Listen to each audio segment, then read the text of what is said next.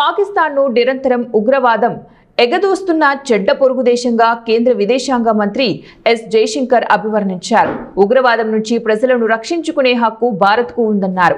IIT మద్రాసులో శుక్రవారం నాడు జరిగిన ఓ కార్యక్రమంలో ఆయన మాట్లాడుతూ దేశ భద్రత, జాతీయ ప్రయోజనాలను కాపాడేందుకు చేయాల్సిందంతా చేస్తామని, మనం ఏం చేయాలో ఏం చేయకూడదో ఇతరులు నిర్ణయించలేరని అన్నారు. వ్యూహాత్మకంగా భారత్ చేపట్టిన ఆపరేషన్ సింధూర్ను ప్రస్తావిస్తూ ఆయన ఈ వ్యాఖ్యలు చేశారు.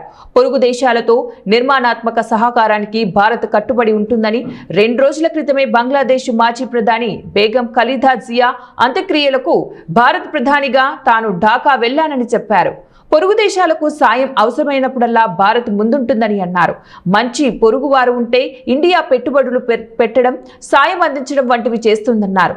కోవిడ్ సమయంలో వ్యాక్సిన్ ఇచ్చామని, ఉక్రెయిన్ ఘర్షణల సమయంలో ఇంధనం, ఆహారం సరఫరా, ఆర్థిక సంక్షోభ సమయంలో శ్రీలంకకు $4 బిలియన్ ఆర్థిక సహాయం చేశామని చెప్పారు.